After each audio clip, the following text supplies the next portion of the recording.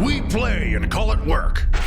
Hey there, Wargamers, Josh and Cullen. Oh, hi. To bring you this week's Sit and Talk, the show where we sit and talk. So, I mean, like, in my last one, people had brought up the fact of, hey, this would be more fun to do in a panel. And I said this all along. I've been saying it for years, which is why I always did them with a second person. Getting back, during COVID and all that, I didn't really push for it a whole lot. But now, Understandably. yeah, whatever. We got Cullen here. Oh, hi, guys. So, for anybody not familiar, actually, well, here, let's get the housekeeping out of the way. So, obviously, we're going to be answering all your submitted questions. Next week is going to be Luka. So, if you have questions for Luka, you must leave them on this video, whether it's on YouTube, our website, whatever. Probably, I don't know. I like the website. The website works, I think, easiest for all of us and is like the most concise single place to go. Yeah, because YouTube can be a little bit chatty, but I mean, like, we check them all anyway. So you must summon him. So if you have a question for him, you must, first of all, type Luka, Luka, Luka, and then put your question. Mr. to the Dice also works. Mr. the Dice also works, yes. You must summon him from his home on the second floor. Kind of like Bloody Mary. Yeah, pretty much exactly like that. So, before we jump into this, for anybody not familiar with the Cullen, do you want to tell them who you are, what you do? Hi, I'm Cullen. I'm the video editor. I do the videos. I used to do like more live stream stuff. I've been around MiniWarGaming for a while, and that's it. That's me. What's a while? How long has it been? Oh, then I have to think. More than 5 years, I think. Like more than 4 for sure. I started back as a high school co-op student. Dude, I've been here for like 4. I know, I've been longer than you. I know, that's what I mean. So when you're like 4, like you were here for years before me. Oh yeah, I guess there's that. Do you think it's just 4 years since you got out of high school? I see, that's the problem. The more I think about it, the worse I feel. So I just try not to think about it too much and just You're still the youngest person here though, so you got nothing to feel bad about. Yeah, but turned 25 this year. It's scary. Don't roll your eyes at me. So we're going to go ahead and jump into the questions. And we're going to do this in such a way that, I mean, like I won't speak for you, but I'll say for myself. Questions directed to Cullen, I'm gonna weigh in on them, and I expect to do the same for mine, so. Yeah, unless you want to see like one of us sit here quietly while the other one just talks, but I feel like you probably want to see us argue a little bit, maybe. Or just, discuss. Like, nobody's going to show up to a video with me in it and expect me to be quiet during any part of it. Like, if I'm not, I'll find something to make noise about. But without further ado, let's go ahead and jump into these. We got Nagram29. This is on the MiniWarGaming site. I'll read these till I get bored, then I'll make Cullen take over. Which will be its own fun thing when we get there. At Josh, but now it's at Josh and Cullen. I've come across many Order characters in various short stories, novels, and other battle tomes that make the sign of the hammer while praying to Sigmar for various reasons. What do you think the sign of the hammer looks like? I'm assuming like that's like almost like the sign of the Aquila, like in the other books. Yeah, it's going to be one of those like the greeting that you do kind of thing. What's that? Is that a hammer? Is that how you make a hammer? It's yeah, I guess. More on an angle, if you're into that. What? More on it. How do you even make your hands into a hammer? Yeah, I don't know. Like there was. Is it more of like a swinging hammer motion? That's what I've decided it is now. Is going like this. Ha! I don't know what the sign of the hammer would be, because yeah, that's in reference to Age of Sigmar and fantasy. Mm-hmm. I don't know if it's ever been described, because I know they talk about the Aquila, and I think it's usually the Aquila's over the chest, and it's the kind of it's the two-headed Aquila kind of like that ish something. And I think there's the Mechanicum one. I remembered somewhere it was talking about the gears, so it's like the gears together like that. Okay, I see like that. One of those. So I assume I assume you can see that over my computer. I think it's something like that. So you gotta interlock your fingers like a gear. Sign of the hammer, I'm not really sure, because like that. I got big hands, so like my one arm looks kind of like a hammer. I don't know if it's like something on the chest or I had no idea. No idea. Yeah, nah. I have nothing clever for that one, unfortunately. Oh yeah, and this is the other thing. Cullen's very important job because I think one time doing a sit and talk, I may have went over time a little bit because they're supposed to be an hour, so you can help keep track of the time. Oh, yeah, because... Yeah. So if I go over time, it's Cullen's fault. Sure. I haven't been doing this very long. Next, I am Simple. Sample, yep. Hey, Josh and Cullen, would MiniWarGaming consider doing another Firestorm campaign for AOS like Luka, Steve, and Matt did before? I think it was up there with the best content MiniWarGaming has done. It would be super interesting to see some of the new factions representing the Grand Alliances. Let me know what you guys think. Many thanks, Scott. Now, Firestorm. That was the map campaign they did for AOS. Yes, okay. I know that the idea of map things always gets tossed around, I feel like once every 6 months. And then... Yeah. There's everyone always, like, as soon as it gets brought up, everyone just goes, remember Warzone Apophis, which was a bit of a thing for us. Yep. Apophis, because that integrated a whole lot of other stuff. It's one of those cool things to do. If we were to do it, it'd have to take one of the campaign slots. Yep. Either the, currently it's Wednesday or Thursday. Did you kick something? Or did I don't know. There's a panel down there, so I apologize. Cullen's making noises. Now that he's aware of it, he won't be able to stop kicking it. I'm not going to move. So it'd have to take one of those slots. I mean, it's cool. It's fun. It's one of those map stuff. It's really cool, but it's one of those things that if you ever make a mistake and you get halfway through and it's very obvious on who's going to win, it's hard to then pull back from. So without like a practiced or like trialed system, it's hard to do. And then you then need time to trial it and refine it. And it's a lot of work. Yeah, well, a lot of it comes down to scheduling. Different people playing different game systems. So right now, to maintain the schedule, we've got to film 2 40K games a week. We need to film 2 incursions, 2 AOSs, and a grand total of about 4 videos worth of campaign type stuff. And then we need the sit and talk and the open vault. So that's 6 days worth of content. That's minimum 12 videos a week. Pretty much all of those videos are going to take a full day to film. Except for the incursions, we can usually get done 2 in a day without much of an issue. Yep, that's considered more of a one-day activity to do both. Right, and okay, so and to put it in perspective for people, because they're always like, I play 40K and I can play 40K fast. Why can't you guys play multiple games in a day? Like, when I play 40K, like a 2,000 point 40K game, I can get done like hour and a half, no issue. Probably less if I was trying to go quick. Filming still takes 6-7 hours. It's one of those things you don't really think about it until, imagine if every single game you guys played at your store or at home, you took out your entire army, set it up nicely on a completely separate table, then talked about every single thing in it, did that with your opponents, and then went and do your game. Even that just adds like an hour to the beginning. Well, yeah, but you're also, going over, studying stuff, like looking at your list, looking at your opponent's list, trying to understand, make sure it's going to be a fun game. The board setup takes a while. It takes a lot more time. So the map campaigns, they're fun, and I'm not saying that we couldn't do it, but it is more difficult to fit into the filming schedule. Because there's also, behind the scenes work everybody has to do instead of just filming. So it'd be cool. I think the Firestorm one is nice because it's an out-of-the-box one. Yes, that definitely makes it much more appealing. So I think there's the potential for it. We haven't talked about a Firestorm campaign in a while, but that would be interesting. I would like to see some more Age of Sigmar narrative type stuff. Yeah, it's been a little while now. But Yeah. I think there's plans on hopefully getting back into it. There's a lot of really, there's a ton of lore to it, but I think, because I've talked about this like personally for a while, or I guess in the past, I like the 40K lore. And there's a lot to draw on for narrative campaigns. There's a lot to draw on for narrative campaigns for Age of Sigmar.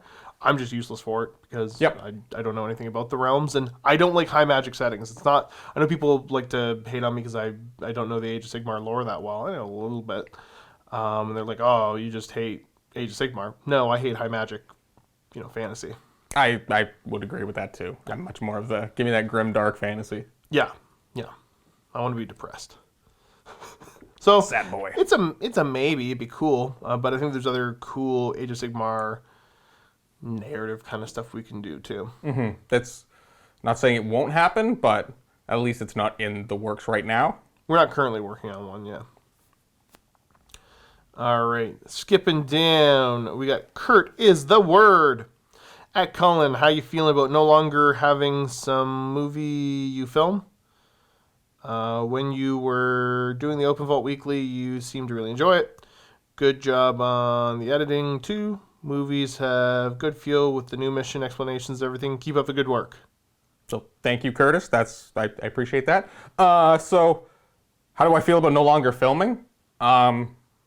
Well, I guess like most of the time before this, I really just filmed the Open Vault. If you guys watched the behind the scenes back when it was on YouTube. So that was always like one of the highlights of my week. It was just a lot of what I do was sitting at a computer, doing the same kind of stuff. So anytime I get any moments that I get to kind of break that up is nice. So even just doing this for an hour is just 1 hour. I'm not sitting in front of my computer that I do a lot. Like, not that I'm complaining about it, but you know, a little shake up is nice. So do I miss filming? Yeah. Oh, totally. Do I miss playing the games? Yeah. But you know, editing is, someone's got to do the editing, so it's got to get done. Yeah, because you filmed some Bat Race. Like, you were in Bat Race, but you filmed a couple, too. Oh, yeah. I've done not as much 40K, obviously way more fantasy back when that was much bigger, but definitely did a little bit of 40K at the beginning of 8th there. And I know that never really came to anything because whether it was a mixture between army choices and I was still at school, and you know, there were a lot of life factors at the time, but now I think I've kind of fully committed to jumping back into 8th or 9th. So hopefully you'll see me in a couple more things. Good job in the editing. Thanks for the comments on the new kind of little shakeups that I've added over the couple months. Because I guess it's really been since I've kind of talked to you guys or anybody since, like, I guess a lot of the changes happened is when I kind of got away from camera a lot. So yeah, those all the changes, some of them have been slower than others, but I think overall in the past year, I'm very happy with how the videos have come and where they've kind of come from. Yep. We got Orky Benji. At Josh, I love your Night Lords. Always root for them. I don't think I'm the only one. They're a bit of a fan favorite. Any chance for a campaign? Ooh. Spooky. The good old Night Lords. Yeah, I love my Night Lords. I think it's one of those. I'm curious because I'm obviously lore-wise a big fan of the Night Lords, and I'm very open about trash talking my opponents while I'm playing them. Like, I can really get into the character of the Legion well when I play them. Mm-hmm. So I wonder, like, do people like my Night Lords because of that, or do they just like Night Lords in general? I'm super curious. I have a ton of fun fielding them, obviously. I think they're awesome.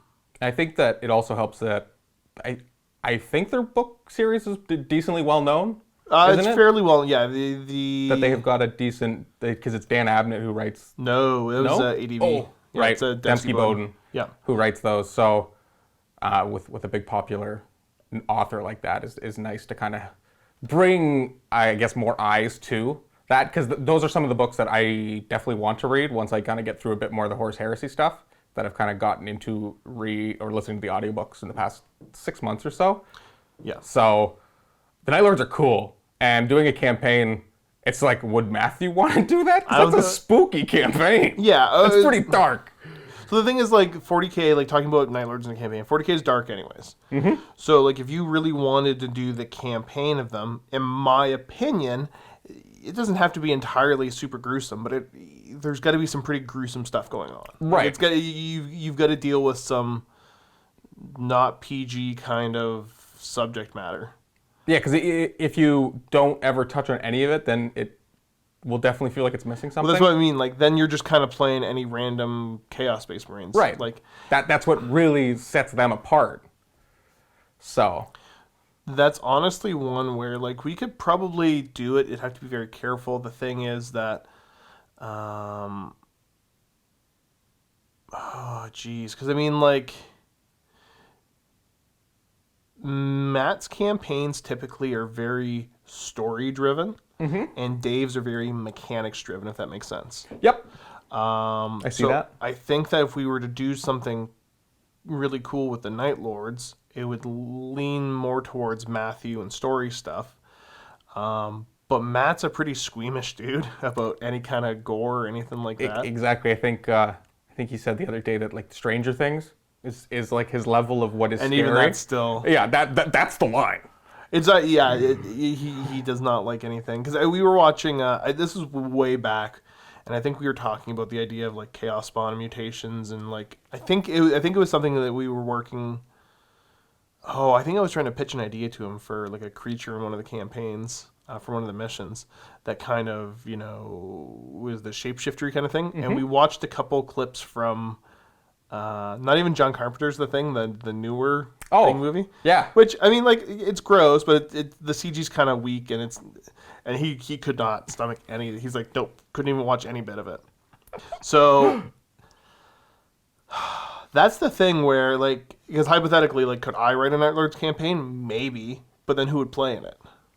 Right. If you're the flagship Night Lords player, you would think that it would involve you, not as the GM, right? So that'd be the kind of tough one. I mean, like, having a certain framework to work inside could be interesting. Yeah, I mean, like, I guess what I'm getting, I don't think we're ever going to see the 40k Night Lords narrative campaign that I would want. Because I just don't think that that's a doable thing. That being said, if I could somehow justify doing a bunch of 30k, like having them do a 30k campaign would be amazing too. That's a thing, right? This Legion's still just as awful, but they're kind of more under control. Yeah, because I guess you can have... There could be a bit more of that dynamic of like the ones that are going a little bit further away from everything. Yeah, well, the idea is that, they haven't broken up into these little war bands. Like, they're still terrible, doing terrible things on a terrible scale. Mm-hmm. But you could focus on some of the larger fighting going on. Yeah, that'd be cool. It's definitely like a tiptoey kind of thing to make work, I think. Yeah, well, I thought about, just for fun, doing Talos's warband from the books. Okay. Doing First Claw. And that was cool. I've seen a couple people doing it, but what I haven't seen anybody do is that at the end of... So I guess maybe minor spoiler alerts if you're into the Night Lord stuff. There's another character at the end of the last novel that pops up that I think would be really cool to do his little retinue of followers. And maybe if I could find a way to integrate that into a campaign, that'd be super cool. But that's like... I don't even know if I'd want to do that because I'd shy away from it.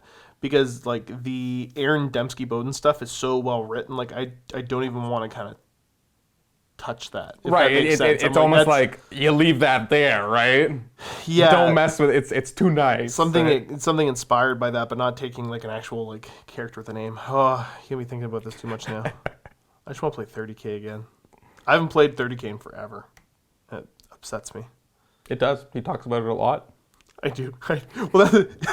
I talk about it around the studio all the time, but like also in every video I film, like legit. Probably I'm gonna say 90% of all 40k and Age of Sigmar videos. I'm like, yo, by the way, 30k is pretty sweet, guys. I'm glad he doesn't just do it to everyone in the office. At least you guys have to deal with it too. No, they love it. They love it. I don't know. We gotta find a way to make it make sense to get some stuff here on the channel. Well, we also have a lot of armies here that just kind of sit around that could get some camera time. Really nice 30k armies, but again, the schedule is tough. Exactly. So, yeah. Okay. Moving on, we got Griff Gang. My computer's awful. It keeps jumping around. Now that Cullen's almost finished up with the Crimson Fist, best chapter, by the way, will we see him in some more bat reps? Any chance of him showing up with Tau here and there, too? Okay, so, yeah, I guess anybody who wouldn't be a Vault member, so hasn't seen the open vaults, I've been working on Crimson Fists. Pretty much at the end of quarantine, I just felt like painting something very, very different. I just been on a lot of, just a bit of a painting burnout and picked up a couple just Primaris characters just to completely do something very different. And was up in the air between Salamanders and Crimson Fists because my favorite color is green. And I really like Imperial Fists, but the daunting idea of painting yellow is painting power armor yellow really scared me, so I shied away from that. And Luka loves Crimson Fist, so when I asked him the question, he's like, "You got to do it." And since then, I've kind of dove into that, and big fan, finding out more, and it's been great. So will you see me in battle reports?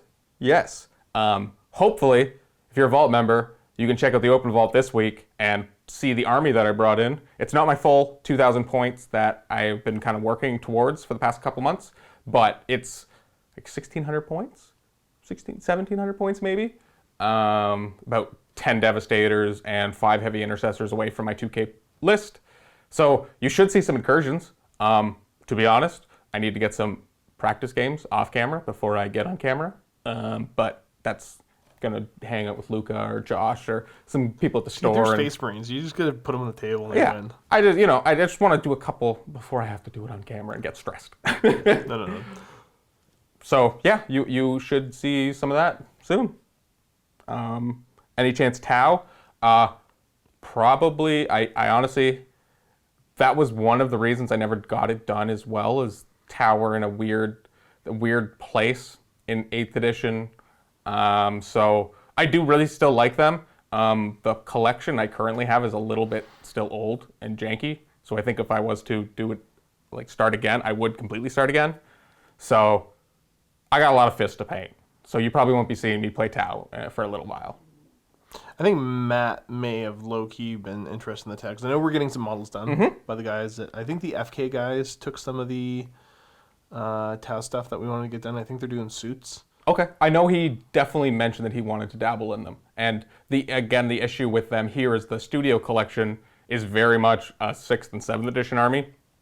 So not magnetized suits. Most of them are the old squatted suits.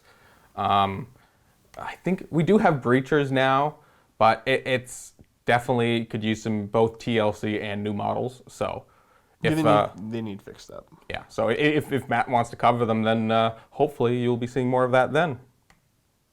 Which that would be super cool.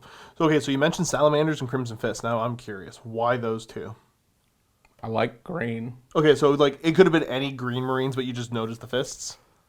Well, the Salamanders. Oh, sorry, yeah, the Salamanders. I guess, and like, it's that would be cool to paint because, again, like I haven't had too many opportunities to paint fire, so it would be like a good practice in learning to paint fire because you'd have to do it so often. So there's that. Learning how to paint the skin properly would be an interesting. I mean, with contrast these days, it'd probably be actually a lot easier with Black Templar. But, I think there's a lot of fun skills to learn in that army as well. That'd be like that was purely aesthetic. Yeah. A lot of the choices was because I wanted to paint them, and it was more about how to paint them. But I'm really happy I chose Crimson Fist because I found a method of painting them that fits the way I prefer to paint really well too. So I think it's been like a perfect choice. That's cool. I like it. Crimson Fists are super cool. Oh, geez. They are. I mean, that was a lot of people's first, exposure to 40K is that super famous Rogue Trader picture. Yeah. I know, like it's the reason that whenever I do any sort of firstborn Marines, I gotta put a beaky helmet in there, just because of that picture and the beak, and it's. Yep. I love it. Super cool. Next we got Big Bang A1. Josh, watched the Open Vault and was wondering what you would think about doing a Path of Glory against Dave's Blades of Corn. The Ogres have some really fun Path of Glory mechanics, plus I think would be really fun matchup. Will the Ogres sate their hunger by feasting on cornflakes, or will the Blades prove too spicy for the fat guys to handle? I mean, Ogre, yeah. So, I would do it in a heartbeat. But take a look at the amount of salt in the comment section of my Ogre Bat Reps and ask yourself, if somebody was getting back into, or pretty much getting into Age of Sigmar, Dave played just a little bit. Is that really the army you think that he would be playing against and having a good time to learn the mechanics and have fun? We all move 8 inches a turn. until we're in combat. Then in combat, we got 2 better bravery, and we got 1 million attacks, ton of wounds. When you're trying to teach some of these baseline, it's probably not the best to bring stat monsters. And they really are stat monsters. Because, yeah, I mean, like, he would learn to hate them so quick. I think that there would be more entertaining matchups. Now, if Dave came to me and was like, this is what I want to do, yup. So if you guys can convince Dave, is what we're saying. Oh, I was going to say, like, I'd feel bad, but I'm like, no. The problem is that I know that I wouldn't feel bad, and that's the problem. He would get overwhelmed immediately. But, I mean, yeah, that'd be cool. I mean, that's what we could name the campaign that. He'd hate it. He'd hate it. See, I know nothing about them, so if I was asked to be in the Path of Glory, like, ogres, sure, if they wanted ogres. If I had my choice, I'd probably pick the... Iron Jaws? Oh, really? Yeah. I like destruction, and I think they'd be fun to play. I don't think anybody has been playing them. I don't know if anybody's particularly interested. They've been kind of just sitting for a while. They'd probably be fun. I'd probably have a lot of fun with them. I'm trying to think of when the last time, and I think it was when Matthew was playing them, so that was before ogres even came out, I think. Matt was trying to play ogres for a while. You remember how that went? Sad. But yeah, I'd be down for that, but I don't know if that would be the best choice, in all honesty. That's fair. I'm sure the Path of Glory would help balance things out, maybe? Or maybe it wouldn't. Or it would make it completely skewy and worse. Yep. It's just like we're on game 3, and it's like, yeah, somehow I got 12 Iron Guts. They win me games at 2,000 points. Moving along, we got Captain Obvious. Great name. Thank you, Captain Obvious. Josh, just finished watching your last sit and talk. You listed off a large number of jobs that you do, which I would have thought were Matt's responsibility. Which ones did you think were Matt's responsibilities? I'm curious now. What responsibilities do Matt and Dave have now if you've taken most of the work off them? Cheers. P.S. Cullen, get back to work. No. Joking. Keep up the good work. Thank you.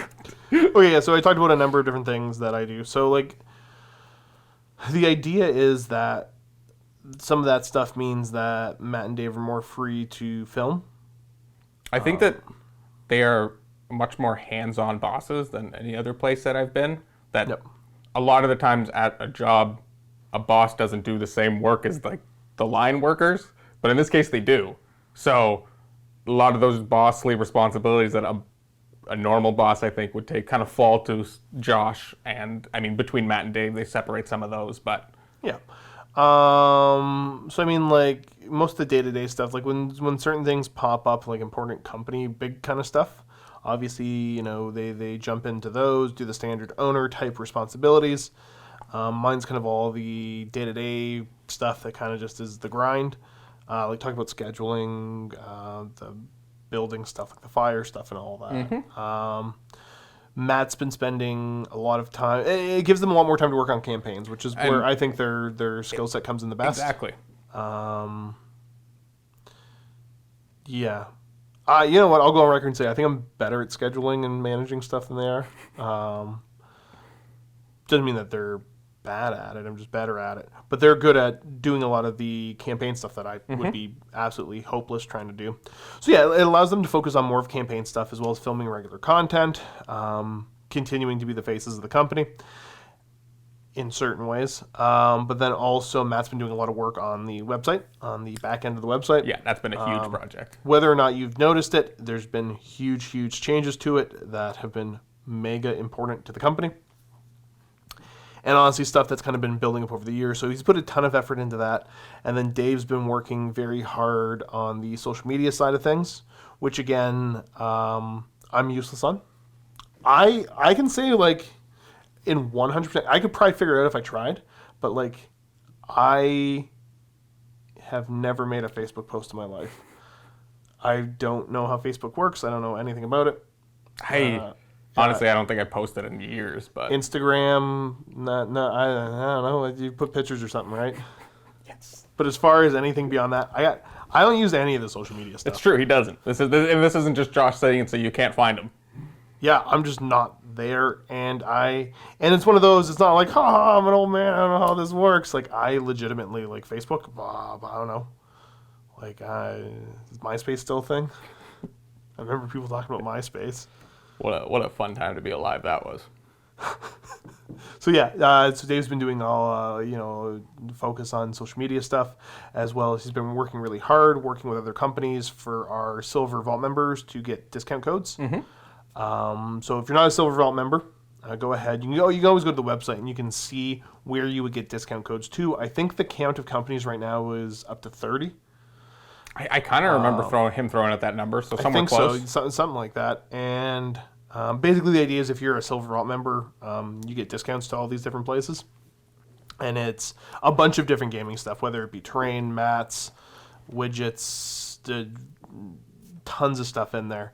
And the other funny thing is, too, I got buddies that are Vault members, obviously, and I was talking to them about it, a while ago. Most of them didn't realize that they get discount codes to all these places. I think when you had brought it up, I literally was like, checked on the thing, and I was like, I literally just placed an order from that place last week.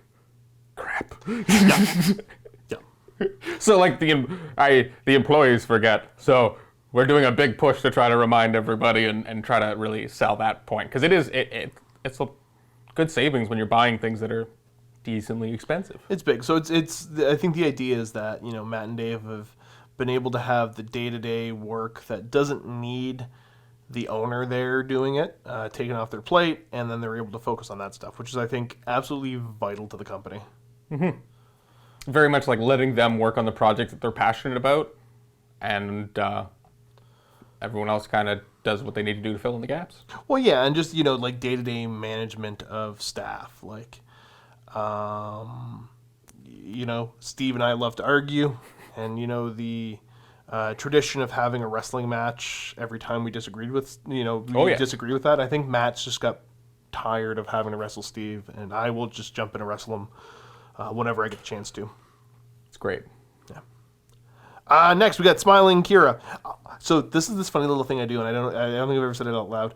At the end of my question, right before I move on to the next one, I try to think, did I answer anything about that person asked, or did I just go on a tangent? Honestly, that's... So if you ever see me go, that's what it's for. So this is Smiling Kira. Hi, Josh and Cullen. Josh, do you think Squat will return to Warhammer 40k in 9th edition or not? Cullen, in your opinion, should GW bring back Skaven to the Warhammer 40k universe? In other words, Space Skaven. Squats coming back. I don't think that they're going to bring Squats back just because it's Squats. Like, they've brought Squats back in kind of a way with certain, I think it's just right now Necromunda characters. Blackstone, I think, has one. Does Blackstone have one? I think so. I think Forge World one. That might be a Necromunda bounty hunter, but I'm not sure. Okay, I could be wrong. I don't know what I'm talking about. I don't know either. Because I'm not super familiar with either of those games right now. So they've got the Demiurge that have been floating around for a while, since like 3rd edition Tau, that are kind of a space dwarf kind of feel. But like you can find, I think it's, you can find like Jervis talking about when they got rid of the dwarves way back in the day. I remember reading somewhere, an interview, I think, or something that he did.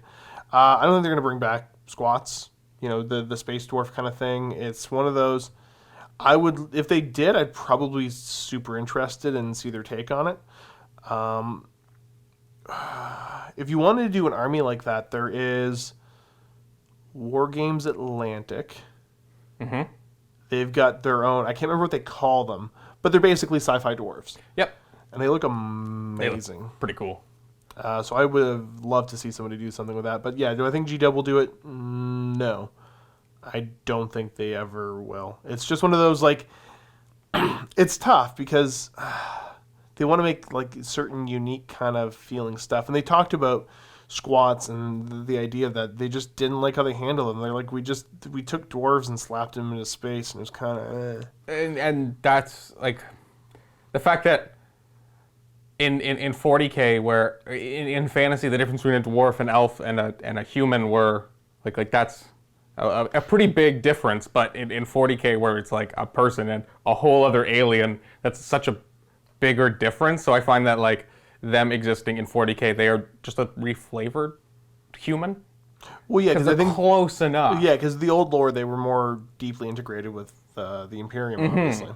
So it's like that weird, like, ends up being just another kind of Imperium like faction, which is like cool, but Right, because they were kind of like what the Mechanicus is, where it's like they produce all this, they're part of the Imperium, kind of, and they make all these other things. Like, there's just not space for them right now.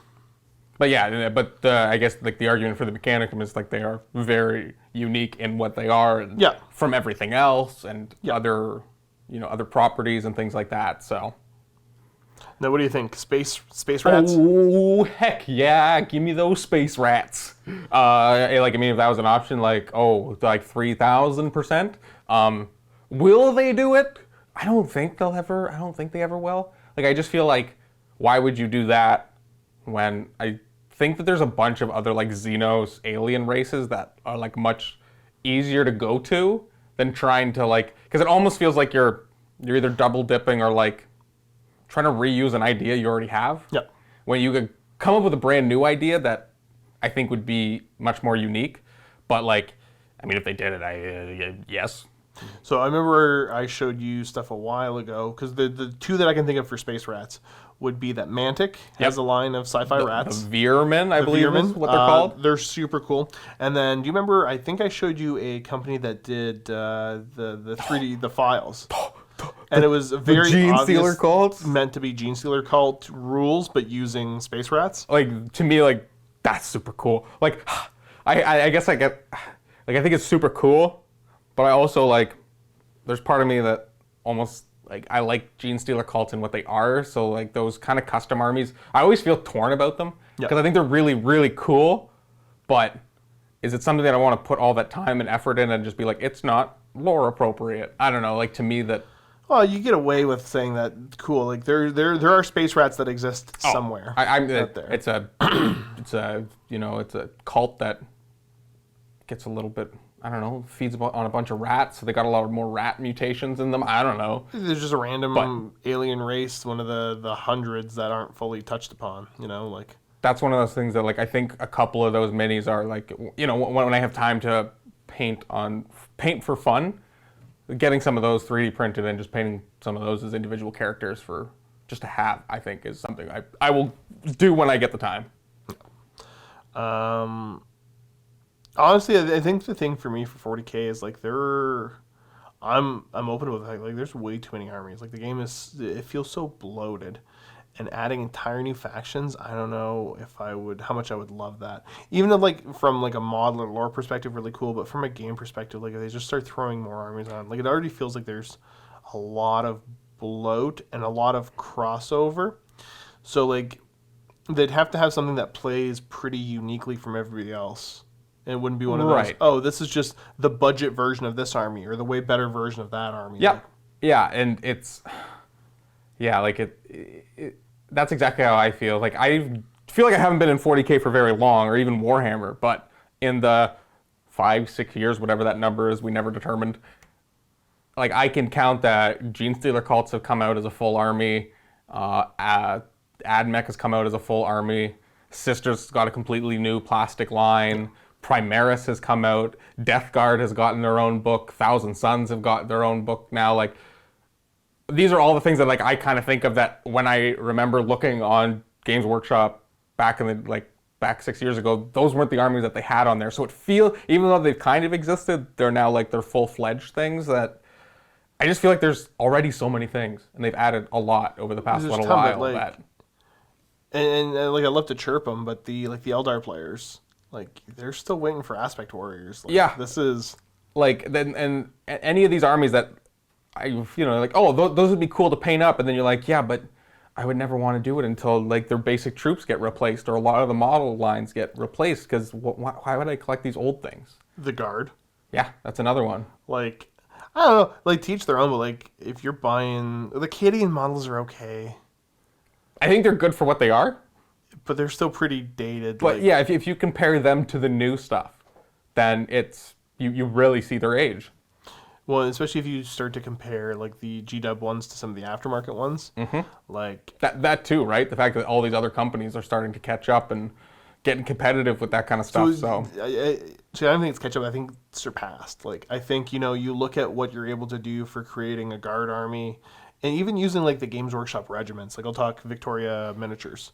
Like, she's had full lines of a bunch of different ones that you could use for that for years. Like, I would not want to be the person that is at Games Workshop and like, hey, yeah, all the regiments that we have rules for but no models for, you want to get working on them? and you're like, When all this other stuff already exists. yeah, because then you're now in that weird place of like trying to make your own unique thing with an old idea that other people have already used the influence of. So like the go-to, I guess, like artistic reimaginings have probably already been done. Yeah, that's rough.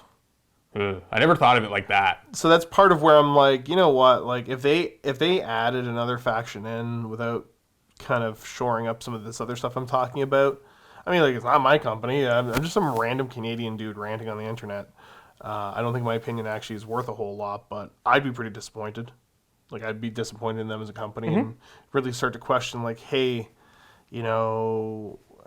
is it worth collecting some of these older armies that aren't going to get any love for like 10 years or more? Right, because honestly, like, in my opinion, I feel like I'm already almost there with, like, and in no way do I want to, like, poo-poo on, like, Necromunda, Warcry, all those other specialty games, but you see all the miniature lines that come out, and you're like, but if that was Aspect Warriors, or if that was this, right? Just that resource management and using the resources. So I feel like they're already, again, doing a lot of other things.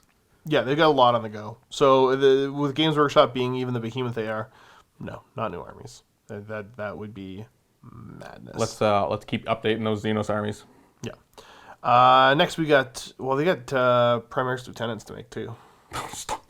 Stop putting those in box sets. Like the new Combat Patrol box set. Like, I literally almost want to buy that, but like, why didn't that come out 3 months ago? Because I now own both of those individual characters, and you're like, sure, I'll get another apothecary, but then I already have, I think, 5 lieutenants unpainted, and I have 3 painted. Like, how many lieutenants does one need? I don't know. I've been too scared to check to see if the Death Watch are going to get access to them, so maybe I could use lieutenant. He's in the new Death Watch box. Oh yeah, so it is for sure. Yeah, You want some lieutenants, John? I kind of do actually. Okay, next we got Mylan. Now, okay, so you haven't really played against Dave, but have you heard how he talks to how would you look at that kind of stuff? Like, I like to tease him about it because he picked it off of Tom Shuby. So this I was making fun of him in the other day about it. So I guess this is I know what video you're referencing. the Night Lords one. No. But would you look at that? But yeah. So at Josh, would you look at that? Cullen's back in the sit and talk. Would you look at that? How do you like it, Josh? Seems like Korn wants it. He wants Cullen back. You like that, Josh? I find that hilarious. I don't know why. But so when is that a quote from Dave? No, it's not. But like, I was making fun of the way. All right, so we're back. The battery died there. So if we did lose any of that, I apologize. It's one of those things. You can blame the kid that went to film school. Honestly, guys, so I forgot that our batteries lied. When I put up the camera, I was like, oh, it's 120 minutes. It's 2 hours. It's an hour-long show. It'll be fine. Forgetting that I don't use these cameras every day. And that number, it don't last that long. No, not at all. Yeah, but anyway, so it was I think I really started doing to him in the Black Legion versus Night Lords Incursion game. Okay. Because it's just, because he says it enough, and I've heard it enough, that, I just started, when I'd roll my hits or whatever, my saves, would you look at that, Dave? Do you like it? Made my charge. Oh, Korn wants it. So yeah, I just had fun making fun of him for that. So I assume Mylan has watched that video. Rogue. Hey, Cullen. Will we be seeing you playing games anytime soon? Yes. Let me practice, and yes. Z10 Nando. What's up, Josh? You feel you're in the sweet spot with your 2 AOS armies, one full shooting, the other full melee. Will your next army be magic dominant, or you feel that's going to be it? Hugs. So yeah, right now for AOS, playing KO does a ton of shooting. Ogres can do both because I got a shooty ogre list that is actually pretty effective. Is that the Underguts? The Underguts, yeah, do some really solid shooting, but they're a pretty melee based army. Today I played my first full game, my second game ever of Sons of Behemoth. Yo, guys, you're gonna, it's gonna come out Tuesday. Yeah, Just watch it. It's funny. it's really good actually. Just at least for the army showcases. Yeah, actually, yeah, that's true. You know what? It worked better than it should. I bet it did. And I know you don't know what we're talking about, but when you see it, you'll know. Yeah. So as far as like a magic dominant army, no, I don't want that nerd stuff. The magic. Boring. The magic dominant armies in AOS is like Zinch. Zeech. There's other ones, I'm It's like sure. Skaven's got some decent magic, and I'm sure the elves are good, but Actually, you know what? I think the other game that goes out next week, I play a magic feeling ogre army. Oh. I played the the Blood fire Bullets, belly thingies, right? the butchers and slaughtermaster. Okay, right. Oh yeah, the other guys. So yeah, actually I did bring one where the only leaders I had were 3 butchers and a slaughtermaster. Rar. Yeah, so that was kind of funny. Eat the meat. But yeah, as far as different AOS armies, like the tough thing is that there's just I gotta really enjoy the models and the first of all to get interested in the play style. If I had to pick up another one, because now I'm counting myself as 3 because I got the Suns. Yeah, I was gonna say like this comment is obviously before the Suns stuff. Well, because it was back and forth. Because Steve and I talked in the game that we played about the fact that he dibs to the Suns before I was back to filming. Does that count? How does that work? I'm just gonna keep playing. I'm like, I don't even want to get into I don't those care if arguments. he plays them or not. I sit and watch those arguments, and I'm like, I'm just happy I don't got any stakes in this. That's fair. Stop kicking this meat. Yeah, as far as magic dominant armies, no, I hate it because I can't keep track of spells. Who's got what and what buffs are where. Like I could just get tokens and stuff, but no, I don't want tokens. I just want to smash. We're just here to kill stuff. breaking being- terrain pieces and Yeah, not being nerds. We got Ogre Rot 5. Will Vito be back? Missed the Thousand Suns Bat Reps. I don't know. Like Vito's up in Tirana yeah. nowadays. I'm sure he may come back. The whole COVID thing's tough, right?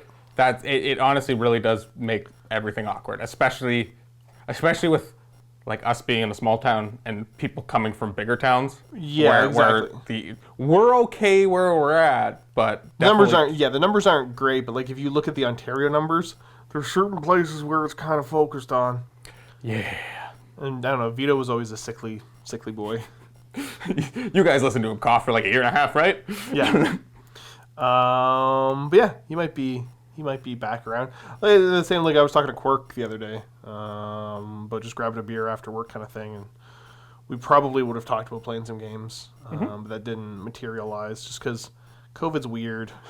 It just makes everything you gotta like pre-plan a little bit harder. So there's not a lot of just going out on a whim and doing stuff. Yeah. Next we got Gaz B. Josh and Cullen. Josh, do you think Cullen could ever grow a beard as glorious as yours, and how long has yours taken to reach its current length? I mean, like, if you wanted to, I'm sure you could. I know, it might drive you nuts. That's the thing is like I don't think I could, mainly because like I don't think I could handle it. Like I don't like to have feel like any length down here, especially like when you get out of the shower and like your chin's wet and you're like, stop. Yeah, so this would be the point, like, you would need to grow, like, you would have, if I had to guess, it would be 4, 5, maybe 6 months of you having, like, the worst beard that would not behave, because you need to be so heavy for it to sit. And, like, even mine, like, I've got the amount of care it takes, like, I have to oil, styling cream, and blow dry it every single morning. I don't even blow dry my hair, so I ain't blow drying my beard. So I don't know. I guess if he put his mind to it, he could. I just don't know if he would. This I one, just think it would be like really long on the sides and be really like it would just be sides. I don't think it would be a lot of middle. I don't know. Like, I don't really pay that much attention to it, but like, I've grown this out over maybe about 2 years.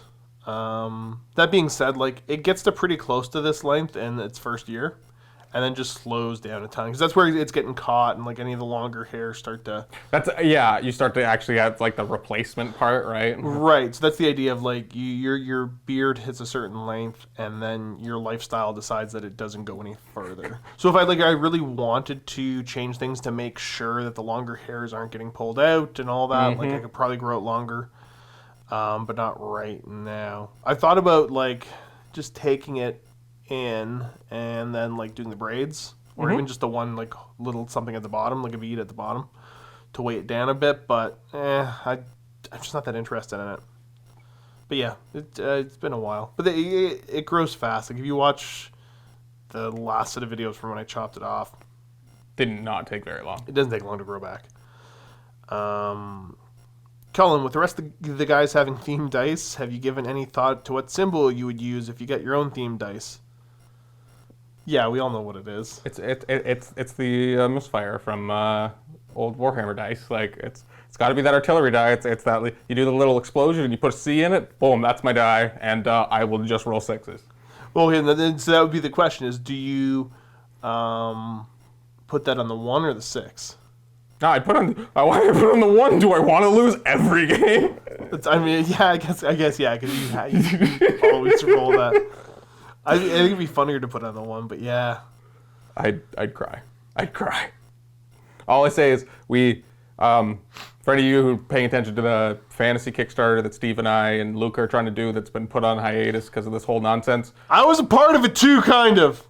Yeah, Josh was too. What I will say is we got one game filmed before we couldn't. But oh boy, when that game comes out. I mean, yeah. I'm not actually, fussed about it at all. I will say I wasn't invited to that fantasy thing, but it kind of makes sense. Talking to Steve, the funny thing is talking to Steve about it, he forgot that I played fantasy. He was like, you played like once or twice for MiniWarGaming. I'm like, I was one of the regular content producers. That's true, right? I remember him saying that. You're just kind of like, what? Do you remember that time? I'm like, I think you're just blocking it out. Like, I didn't play him a ton. I played you and Luka a ton. Yeah, exactly. And I'm sure you guys remember that fondly. So many ogres. So many ogres. Well, like, okay, so how long did it take you to figure out how to beat the ogres? Stop. Hate it. I'm sure Luka. Yeah, I think Luka beat them once, but he like conceded twice in the game. He beat them. He quit twice. Oh, fantasy's fun. Okay, we got Miso up next. Josh and Cullen. Josh, I once heard you say something about having an injured leg or knee. Did I hear that right? Somebody who has a bad... Yeah. Took an arrow to the knee. As somebody who has a bad hip, I have a lot of sympathy for you. Do you do any corrective exercises to help? I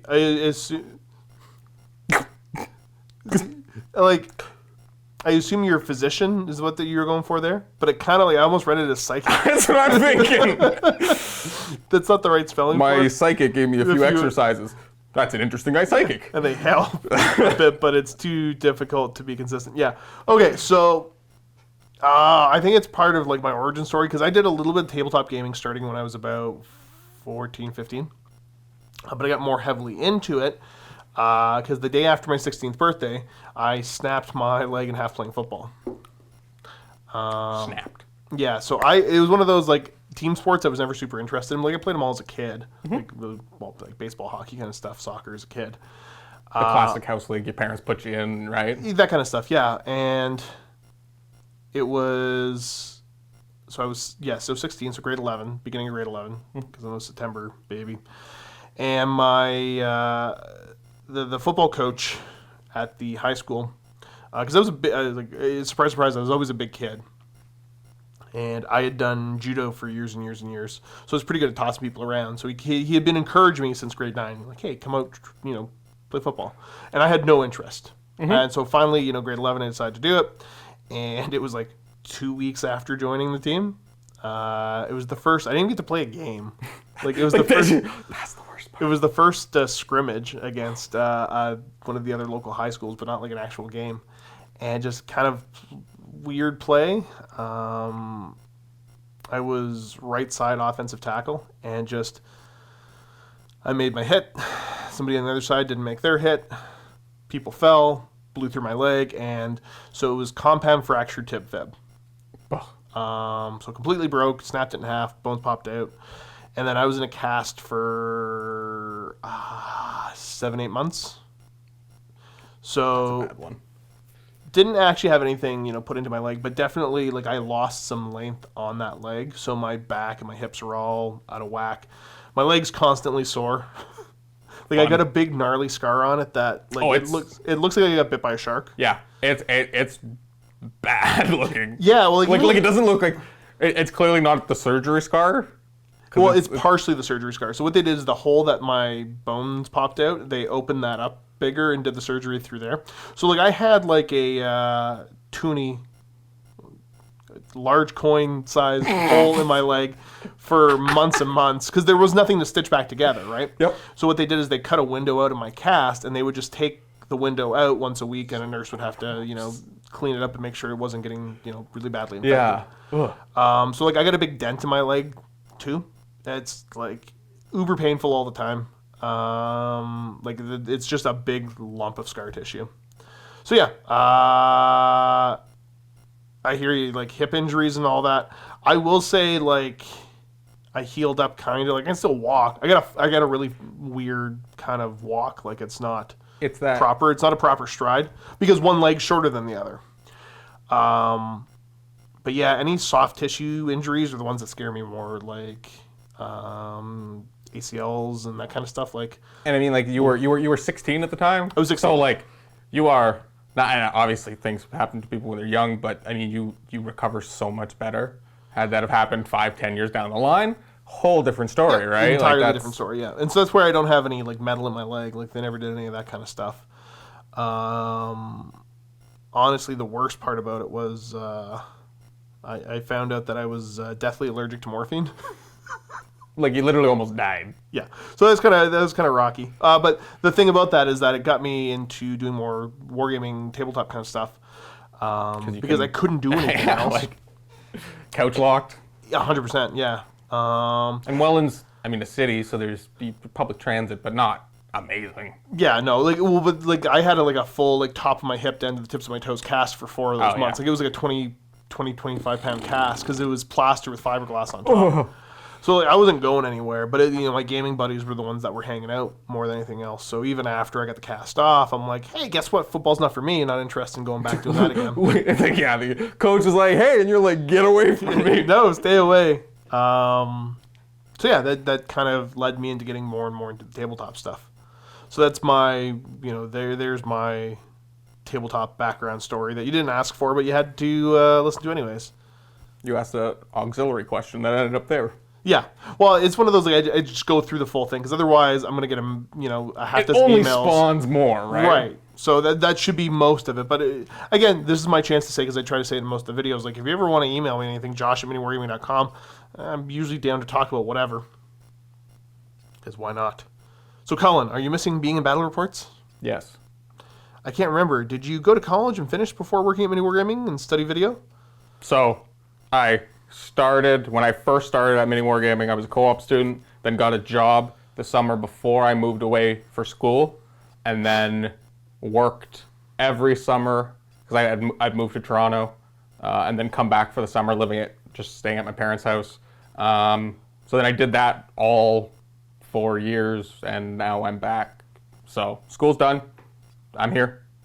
And yes, I did study video. I went to a Toronto school for film. And are you making any videos on the side at any moment? Do you want to make any in the future? Of course. So while I do the video editing, I have like a small business where I do real estate photography and videography.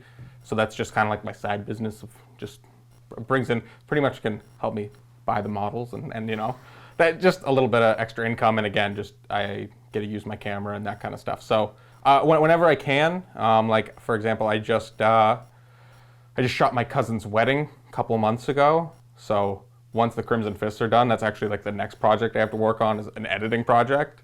So yeah, I still try to do it as much as I can.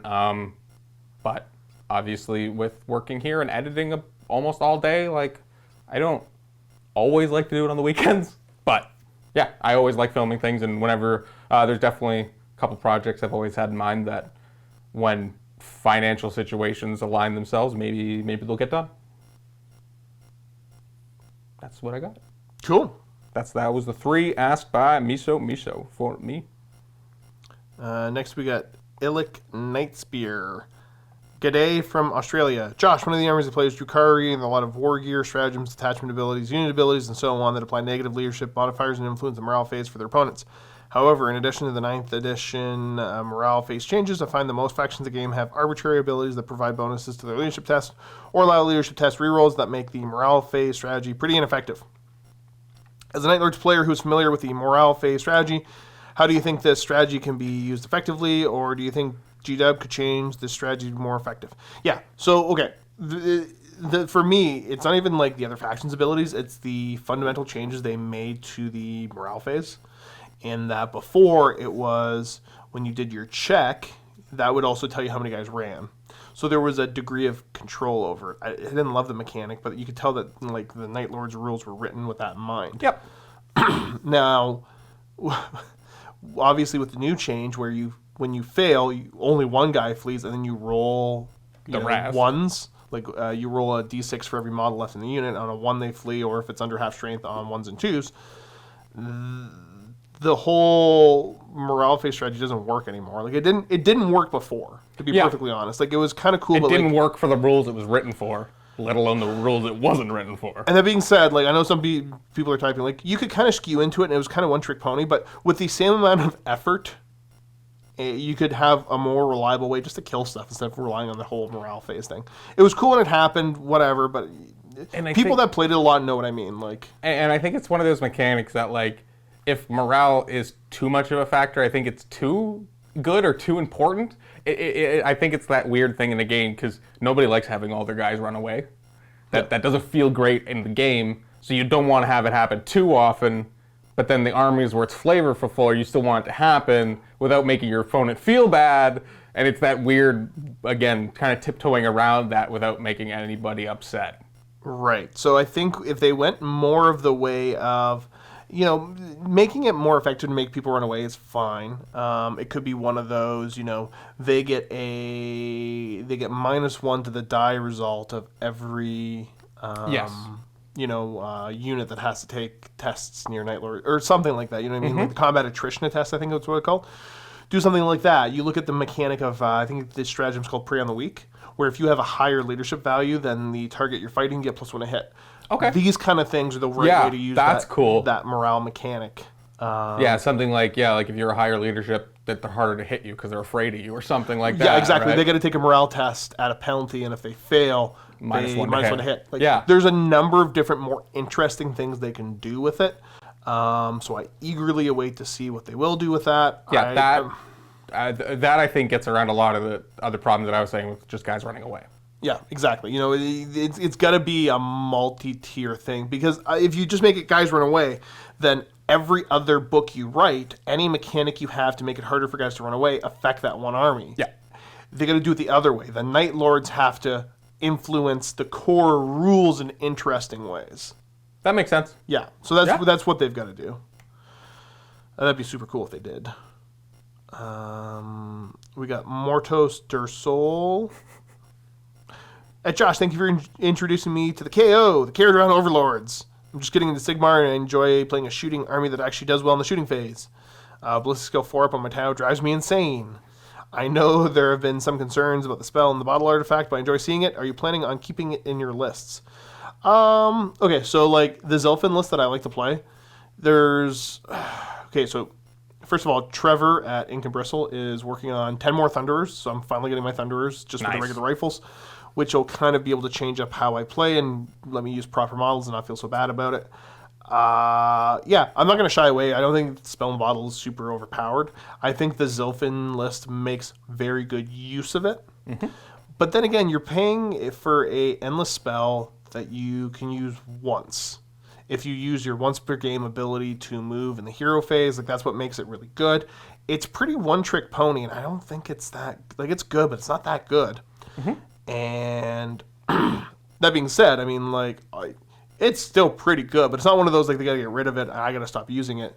The Warp Lightning Vortex probably my favorite, but there's a couple other ones like the Sigmar Meatball, whose name I can't remember. The Comet would be a good one. There's some other interesting ones in there.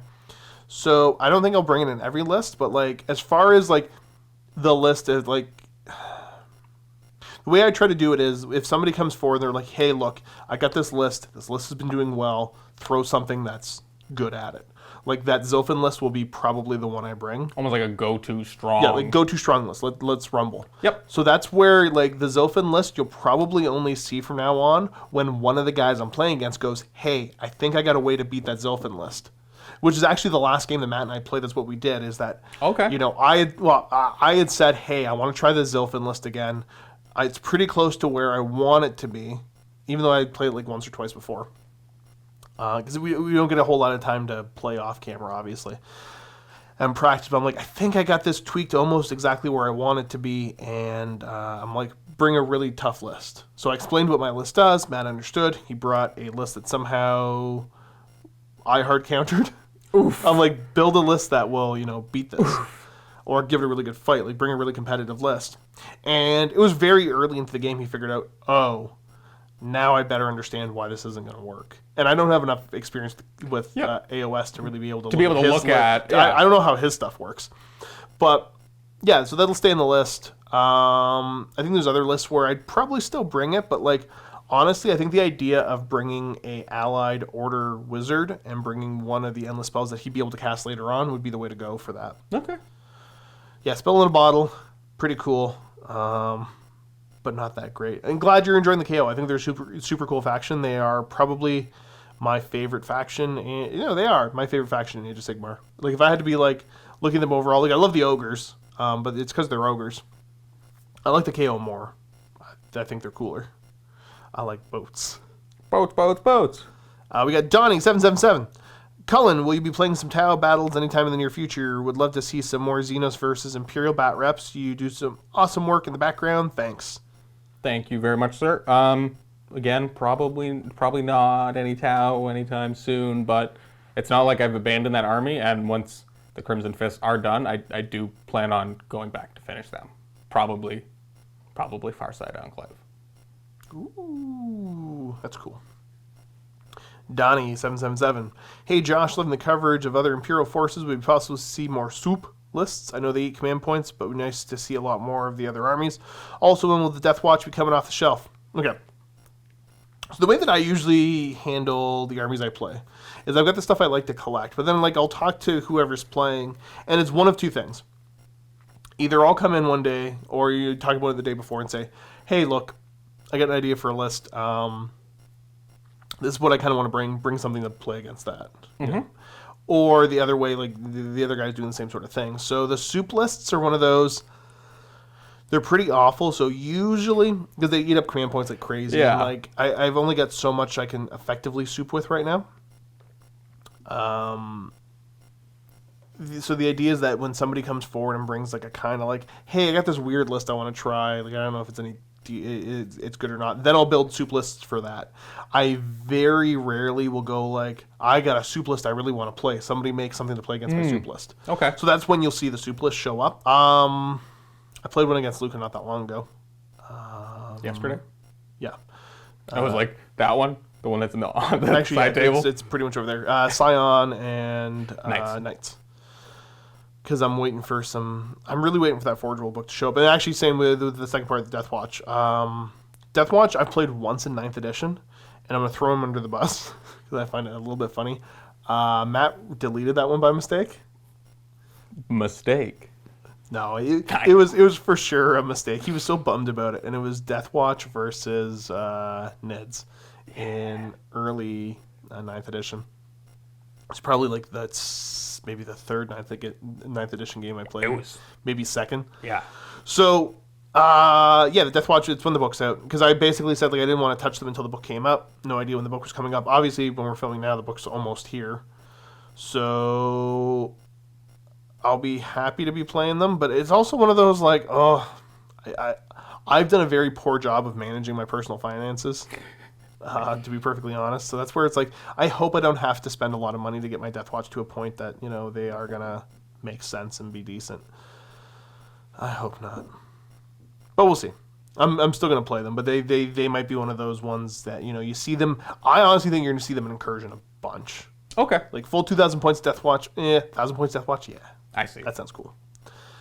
Those little boards. Okay. Next up we got Howzam. No, this is from Matt. Never mind. You're forgotten.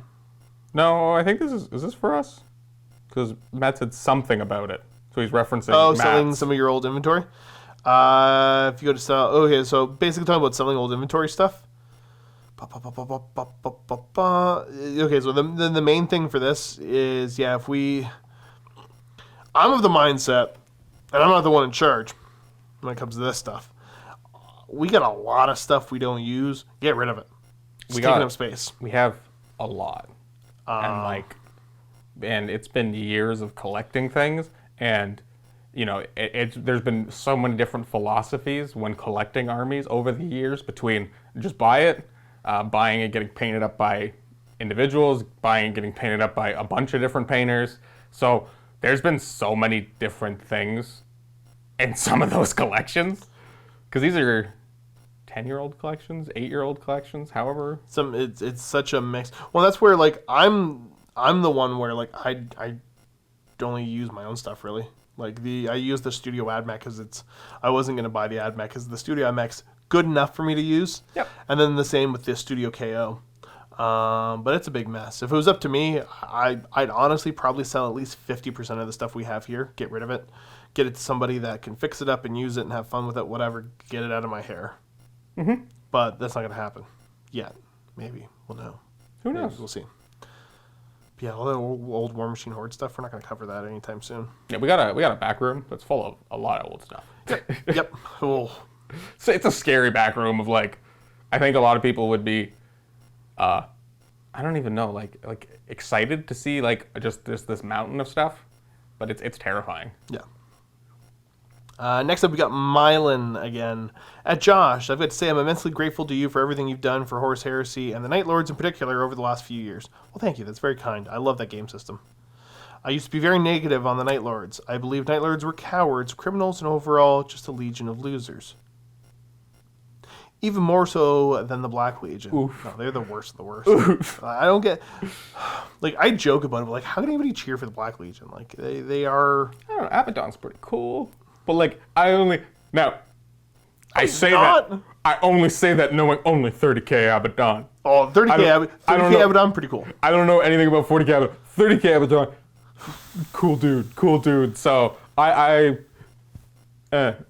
maybe a year from now I'll be like, why did I ever say that? I don't know. So I don't know enough pop culture references. Like, it's like if I met somebody and they're like, hey, you know. Like people that like Black Legion, like knowing the lore, how it all works. Like if somebody came to you tomorrow and was like, hey, you know what? Like I just, David Hasselhoff in the last couple of years seems like a really awesome guy, and I'm just, super like, this guy's awesome. You're just like maybe if you were cheering for them right from the get go, but who cares? They're not relevant. They're awful. Nobody cares. Oof. It's Black Legion, and then something happened. Something monumental happened, and it completely changed my opinion on the Night Lords. I was kicked in the head by a horse. I like that. It's pretty good. Yeah, the Night Lords are the Night Lords are written in such a way that it's a lot of fun to hate on them. It's a lot of fun to root for them. It's just they're written in a way that I find very entertaining one way or another. And the Black Legion for me is pretty much the opposite. Honestly, if I started reading more of the ADB Black Legion stuff, I'd probably like them a little bit more. But no, I like where I'm at for chirping them. Yeah, honestly, it's you can really align yourself with depending on what books and things you read. But like, who's got time to read all those books? You can only read so many. Many books. I don't know why did I bring up David Hasselhoff of all people? I'm just trying to think of something where I'm like, sure. somebody who hasn't done anything To be useful in honest, years. the last thing I remember David Hasselhoff in was the SpongeBob movie. Okay, yeah. That's what I see in my head when I think of David Hasselhoff, was like him running, or like him like with SpongeBob and Patrick on his back. Yeah. Like that's That's the 13th Black Crusade. SpongeBob movie. Kind of cool, I guess. Just flying through. Can someone make that? Can someone make like replace like a Chaos battle cruiser with just the David Hasselhoff from the SpongeBob movie? Please. Mentality. Josh and Cullen, will you please leave a comment for Luka? You know, I'll leave a comment for him. Like on this video? Yeah, I guess so. I'll leave one for him. Sure. You gonna ask him a question? I'll try to remember. Maybe I should make a fake account. But like one that he should realize is me. Yeah, that's true. Xeno Scum. Well, hello, Xeno Scum. Question. Hi, MiniWarGaming, longtime fan. Your narrative campaigns got me into MiniWarGaming. The question is, with Vito having left MiniWarGaming, is there any plan to continue or restart the Necromunda narrative campaign with a different producer? As far as I know, that's more of a Matt question. I got no idea. I haven't heard him talk about it. I know that there is no plans to return to the one that they had left unfinished. Whether they will do another one, I don't know. Yeah, I'm not sure what he's got planned for it. I don't know. The new Plague Doctor model from Necromunda looks cool. He looks super cool. It's Kurt, appropriate to timing. you. Yes. For a big mask. Hey, Cullen, it's been a while since I saw you play Skaven. I'm slowly growing my 8th edition army because it's such a fun game. What's your favorite Skaven unit / model and why? Can be lore or rules related. Also, I'm looking to get a Vermin Lord kit. What's your favorite Vermin Lord build / model? So, Vermin Lord first. To be honest, I've never actually fielded one. I have one that I got when I bought somebody who was getting out of AOS's army. So, like, I do have a Vermin Lord. He actually magnetized it all, so I could do it any way I want. I just have not got around to painting it. I do have to strip it, and I think that's what's like scaring me, is it's such a big model with delicate pieces. And I know that it wouldn't take a lot of effort to strip it because it's not like heavily caked in paint, but I just haven't gotten there yet. But I do love that model. I love, for looks alone, the Warp Seer, the one who has the globe, and he's like a Grey Seer. So I've always loved the Grey Seers, and the fact that it's like a Vermin Lord Grey Seer, sweet. And the fact that you can throw the globe is cool too. Favorite unit or model? So I guess unit is probably Storm Vermin. I just think that it is a great kit, both for like the Skaven aesthetic and the look of fantasy and how well that kit ranks up. I love it. I think that's super cool. Like the elite rats are still not great. And like their stat lines are not different, and it's funny other than initiative and I think leadership, but everything else is the same. So our weapon skills better, but and then model is the Lord Nurgleich model. I love the big fat rat on a big fat rat. Such a great old school model, and I recently painted one up within the past year, and that was one of those models I saw it. And I hadn't seen it before, and I was like, I have to own that. Then found it on like an actual reselling Canadian old models, and it was like really good price. So it was just like, well, great timing for me to find it, buy it, paint it up, great. Rats. I like it. Yeah, they are cool. That Storm Vermin kit is cool. I didn't realize that that'd be your favorite though. I thought you would have picked like the Doom Wheel or something. No, I love a Doom Wheel. Oh man, no, I think it's the Hell Pit Abomination. Dang it. Like the Hell Pit Abomination's just ridiculously amazing. I could sit here and talk about rats forever. So I'll say like unit is Storm Vermin, kit is Hell Pit Abomination, character is Nurgleich. Haha. Haha. Rich 1. Hey, Cullen. I always enjoyed watching your fantasy bat reps together with Steve. Thank you. Have you thought about starting a 40k army and show up on some bat reps? Talked about that one. Mm-hmm. As there are no artillery dice in 40k and hence no risk of misfire, please consider doing so. By the way, please don't overcharge your plasma.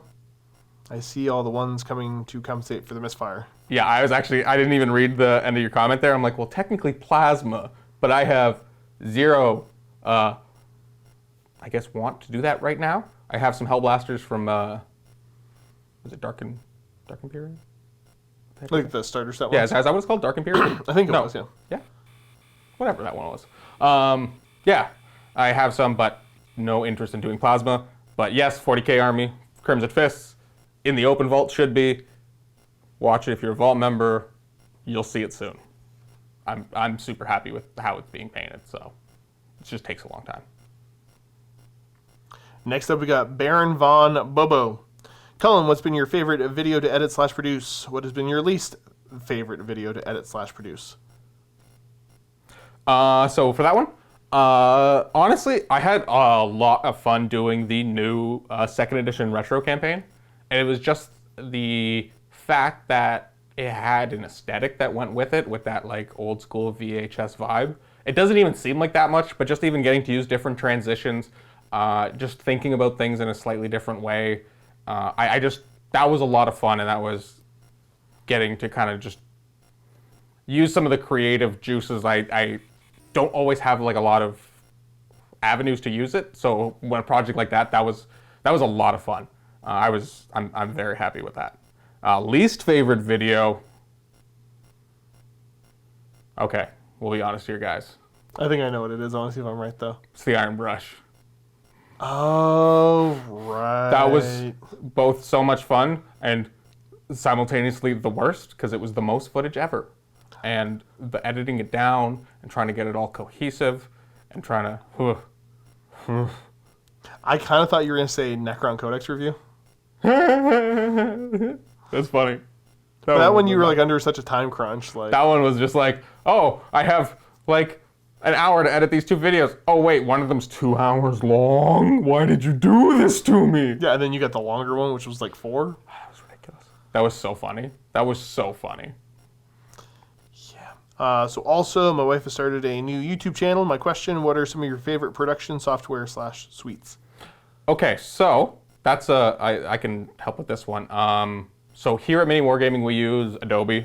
So that's Premiere Pro and like Photoshop and After Effects and whatever. I don't use After Effects that much, to be honest, but mostly Adobe. But if she's new and just getting into it, Adobe can be a lot. It is a software that if you read online and hear other people talk about it, it really is.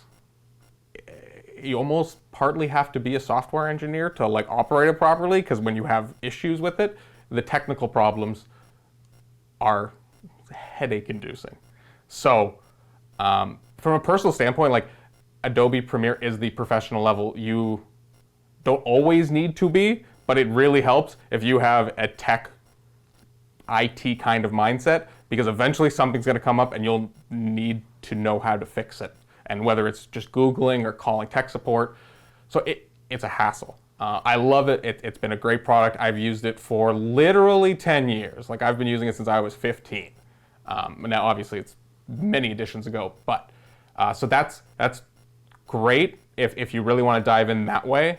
But personally, for my own stuff, I use DaVinci Resolve, which is it used to be a very expensive color correction software. It is now, they've put a lot of money into making it a very good editing software that has the wonderful color correction things in it, and it's free. It is pretty much free 100%. Now there are like rendering 4K using some of their like denoising, some of their special effects, but if you just want to like cut, edit, render 1080p video, DaVinci Resolve, it is a big professional software, so it does take some level of computer knowledge, but I personally think that that's the best software going forward for video editing. So that's my sense. I apologize if anyone thought that was really boring. I hope your wife does well in her YouTube channel pursuit. I'm curious to see what kind of channel it was. Email me. I'm curious. Next we got Catfish666, Beard Boy, and Rat Rascal. Love it. Love it. Together again, fighting crime in the forces of Xenos.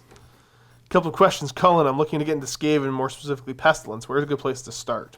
Buy a lot to start collecting Pestilence. You need a lot of Plague Monks, so... What game system are you giving him advice for? AOS, I guess.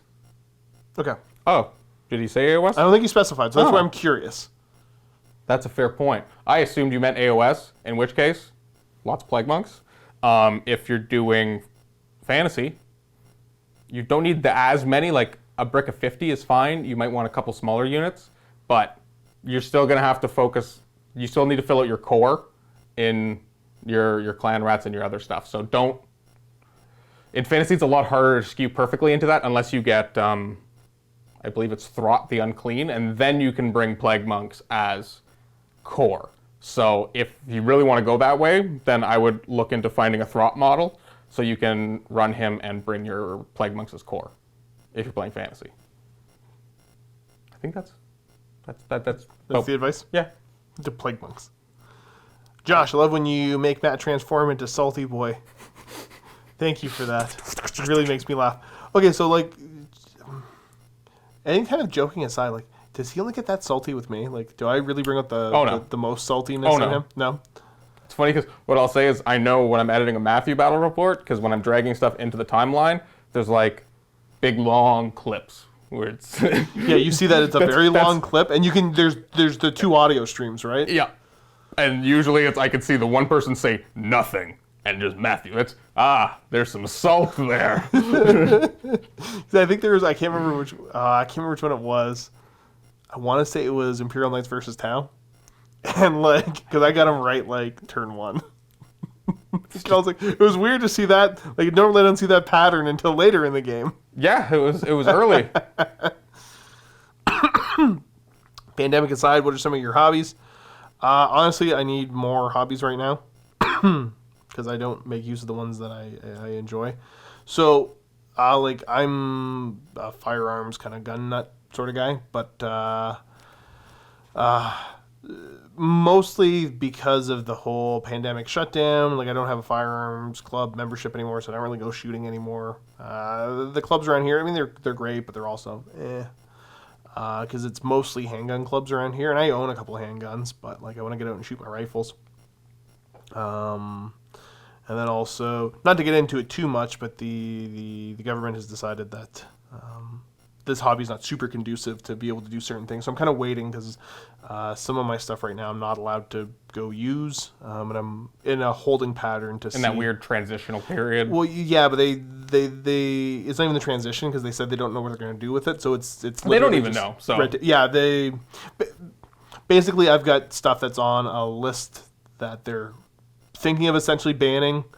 But they refuse to come up with the plan of like, what am I supposed to do with this stuff? Like, classic, yeah. Do I get grandfathered in and I can use them? Is it going to be a buyback? So that's got me kind of like, just kind of fussy about the hobby overall and not really making use of it. Other than that, like, I'm starting to do a little bit more computer gaming, even though I haven't had a whole lot of time for it at all. I started playing War Thunder again. Because I'm like, you know what? Like, I haven't felt like I'm going to have, like, a heart attack recently. So, like, I guess I should start playing this game that stresses me out a ton again. You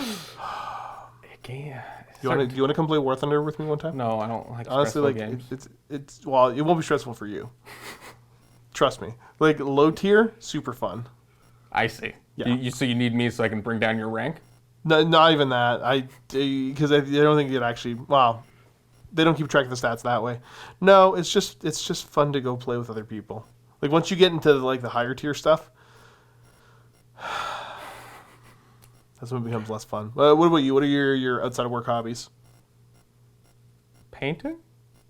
I think it's honestly like, I think about it, it's just like, I do a lot more of this stuff. It's either paint, miniatures, paint walls, because I do some painting in my free time as another side thing with my brother. Video, film stuff whenever I get an opportunity to. And then watch movies, videos, and YouTube. I don't know. I think I'm pretty boring in that sense. Like, I'm kind of in that, not a rut, but like a happy little cycle, I guess. Of, at least right now, it's just a lot of painting. A lot of painting. Yeah. Cool. We got Big Mikey here. Josh, when you get in the Ares gunship for Custodes, so you could be that guy. Honestly, like that's not even on my radar right now to get that silly thing. Who knows? We'll see what the Forge World rules for it are. I've never been inspired to get it. If like even the Marauder, like I got the Marauder because one of the guests that came in had one that he didn't intend on getting painted up. He's like, I have it, I don't want to do anything with it. And I was also, I had a tank that I is like a super heavy tank that I'm like, it's a weird like scratch build / conversion-y kind of thing. Like I'm not going to do anything with it. And we're like, do you want to just trade? And so we did that. But yeah, the big plane, my desire to have one of those has been fulfilled by the destroyers. So if I had the opportunity to get the Ares for a decent price, if I found somebody selling a used one, maybe I'd go for it if it was the right price. Okay. Just to have one, but I'm not like actively seeking it out. Also, if you asked Steve about borrowing his truck for the plan. So, just saying, if you're going to have your own superhero vigilante group, would you drive around in a big Ford F-150 or Camaro? Mikey doesn't agree with me. He thinks you drive around in a Camaro? Well, no, he thinks the truck is the right way to go. I say nay. To see, like, I've seen people get out of the Camaro, it's low. It's you don't get out of the thing quickly. So I don't know how well it's going to be for superheroes.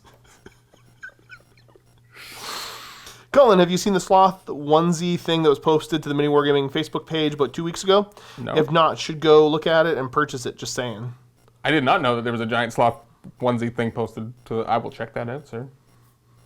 I like sloths. Just want to see you sitting in that editing. Talking really slow. Hello. Okay, we're going to jump over to YouTube, but we went way over time. Cullen's bad at his job. Oh, wait, that was my job. Right. So let's jump through some of these here.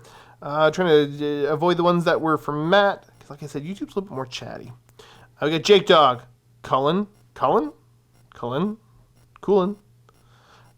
He's trying to figure out how to spell your name, but he got it right the first time. Cullen.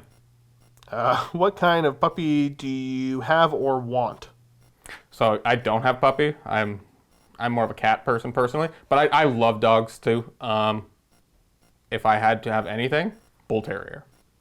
Love me a bull terrier. Okay, not a chug.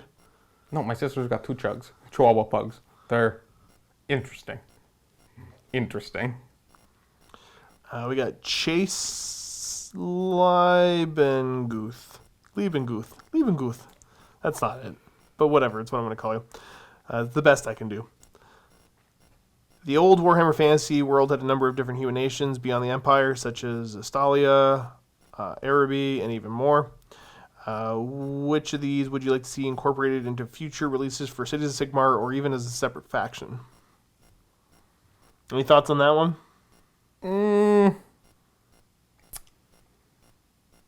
I think there's a lot of things that could be done, and like there's not one that that's the one you got to do.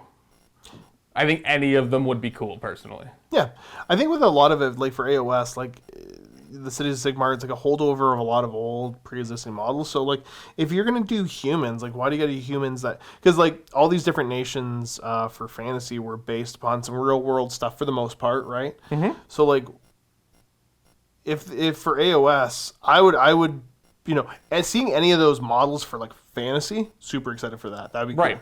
But to do take one of these old nations that existed in fantasy that was kind of just had the flavor of something that's real world, and then put that into AOS, I'm like, that's kind of just too many steps removed. Like whatever. I'd like to see them do something entirely different for Age of Sigmar. Mm-hmm. Yeah, that's very fair as well. But that's where I'm at with that. Jake Dog, Joshua, you got a puppy yet? No, I haven't got a dog yet. The wife and I have decided that we're going to give it a little bit of time, probably the winter, and then decide where we want to go from there. I still got to get a fence put up in the backyard, which is actually something that Cullen's going to help with, but I got to get around to getting the measurements so we can kind of price some stuff out. But yeah, so right now we are still dogless. I'm doing better with it than I was before, but I couldn't have been doing much worse than I was before, so there's that. Um, Senior dies. That Among Us game with all the MiniWarGaming crew would be amazing. I think Luka would beat us all. Luka loves playing those social deduction games. He plays them a lot with his friends. So I have a good feeling that like Luka honestly, Luka would just troll us all. He'd win every time, whether he was good or bad. He'd just troll us all. I feel like I could get him frustrated enough that he'd be off his game. Maybe. Because like Luka is a better Warhammer. He's a better war gamer than I am in every game system. But I can get him upset enough that it throws him off his game. It's fair. It's fair. Oh, that would be a lot of fun. I would love to do that. I would do that in a heartbeat. This is what like honest. Gonna give you a little window into MiniWarGaming and how it works here for any of these kind of like weird fun side things. And Cullen will probably agree with me. If like I was like I really want to do this kind of random goofy thing, I would wait for Matt to not be around because he likes to use logic, and Dave likes to have fun. Fair. And be like, just wait for Matt to happen to not be around and go, you know what, Dave, we should do this. Yeah, fair. Let's just start doing it. Look, you can buy them Space Marine hats. Can you actually? I don't know. I know you can buy hats and skins in that game, so I don't know if you literally could. You'd be like, look, it's got a corn helmet. Because Matt likes using logic and thinking about things and planning them out. Me, on the other hand, I just, do goofy fun things and figure out the logistics later. Okay, next guy. I can't even think of the clever way to say your name. But obviously Matt avoided saying your name. But I'm on to you. Letter F on YouTube. Question for Josh and Cullen. What do your favorite non-competitive army lists look like? I love glass cannon armies, but rarely succeed in playing them. I seem to do best with heavy armor and heavy infantry, even though they are less fun for me. What's your favorite non-competitive list look like?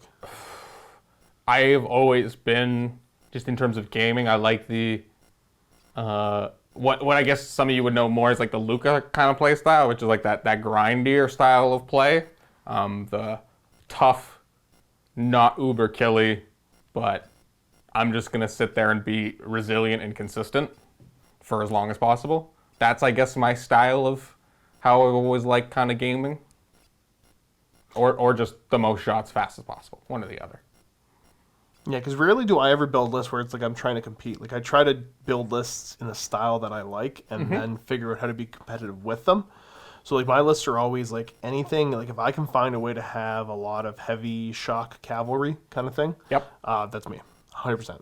I like that feel. Those like almost like guaranteed winning combat units or what like that kind of stuff. It's one of those, like it's the concept of the big charge is kind of, Okay. not guaranteed winning combat, but like guaranteed this is going to hurt. Yeah, that things are going to die once this combat happens, right? So like no matter what brick I'm going to hit into, like I will break through and then we have the battle. Yep. Okay. Like so for your silly little grindy armies, like no, I'm gonna concentrate my forces somewhere to smash through, and then we'll see who can clean up the mess better after, and that person wins.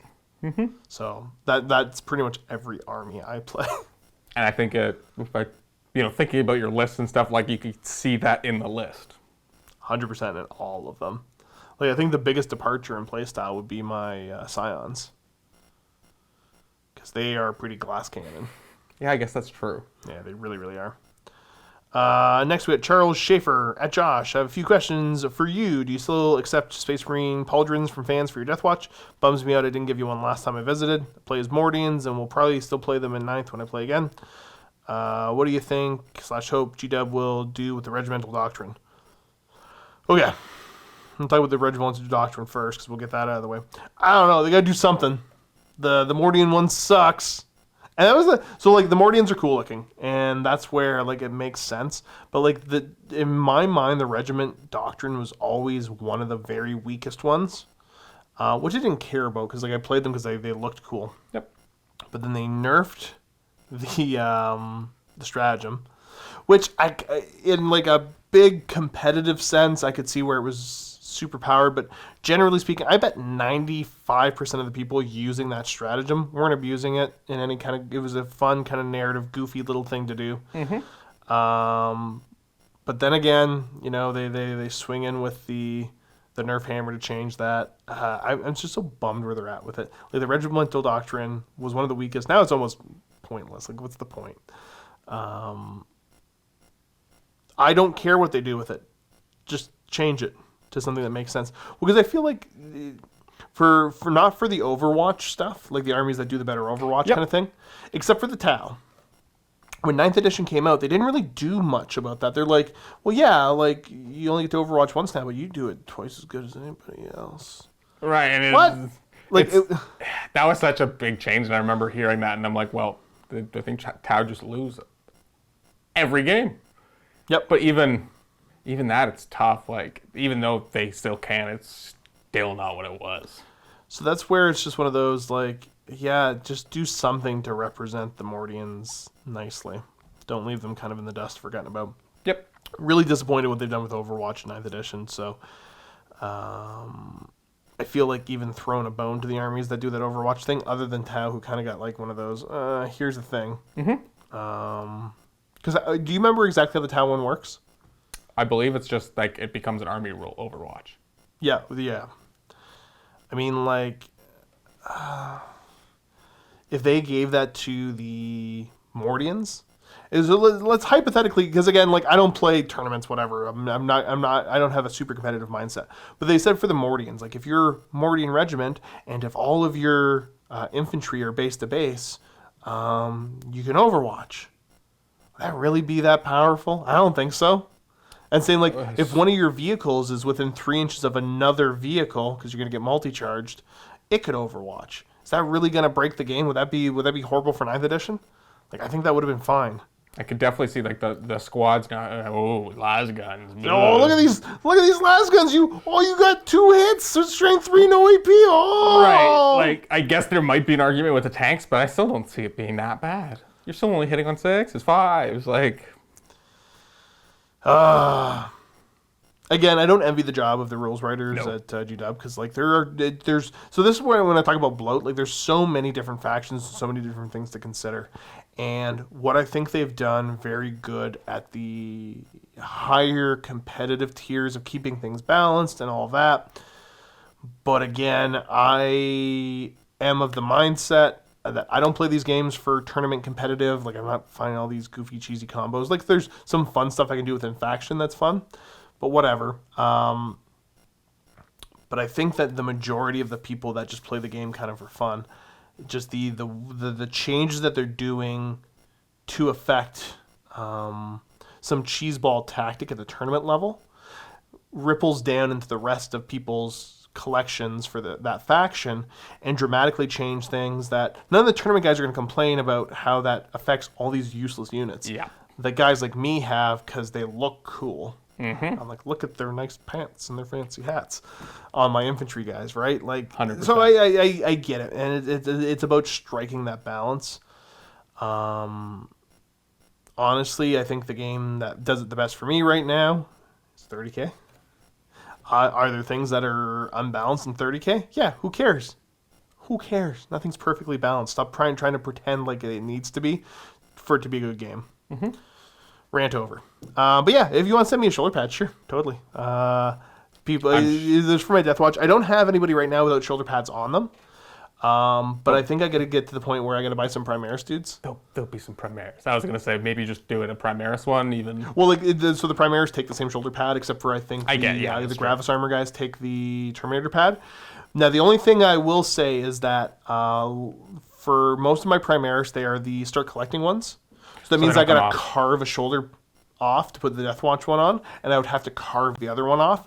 I don't know how often I'm going to be wanting to do that. But I'm sure I'll be adding some regular Primaris guys in from some of the actual proper kits, right? I'll probably be making a Shapeways order, so if you need to order some of those. Oh, boy, I need a ton of Shapeways stuff for different... For anyone who uses those ones and wants like the squad markings, that's what I've done for all my Crimson Fists. I've used the Shapeways. It's just an emblem you stick on the existing shoulder pad, and that's been... I love it. And I literally just checked last night, and my problem was that they do have like the tactical markings and stuff, but they weren't the ones in a circle, which is the ones that the Crimson Fists use. And they literally just updated it last night, so I got to place another order. Yeah. And my army that was done is not done, and I'm frustrated. But in a good way. Okay, so I think this is the last one for us here. And this is Shadeling. And this one I could spend probably 2 hours talking about. I gotta find it. So at Josh, I've been attempting to find a good painting service for my future armies. Do you have any tips or tricks to help find a good service that's not too expensive for the quality you get? I'm also worried about time delays and scams. So yeah, I pretty much get all my stuff commissioned done. So I can talk about a number of different things, but it's not going to be in any cohesive way. So I can talk about my past experiences and my learnings when it comes to getting stuff commission painted. So first of all, for commission painting, I think the number one skill, in my opinion, to be a good commission painter is communication. That's the number one most important thing. And it's the one where you'll have people that, that's where you run into issues. So I would take an average painter with excellent communication over an, excellent painter with average communication any day of the week. I feel like from the customer standpoint, that makes 100% sense. Yeah. Because that's gonna take care of 99% of your issues. So talking about time delays, if they're a good communicator, you don't got to worry about that. So if you find somebody that's been doing commissions for a while and they give you a whole an idea of how long things are going to take, it's probably going to be more accurate. Mm-hmm. I would not start any projects with somebody, with any commission people, that you have not used in the past if it's time sensitive.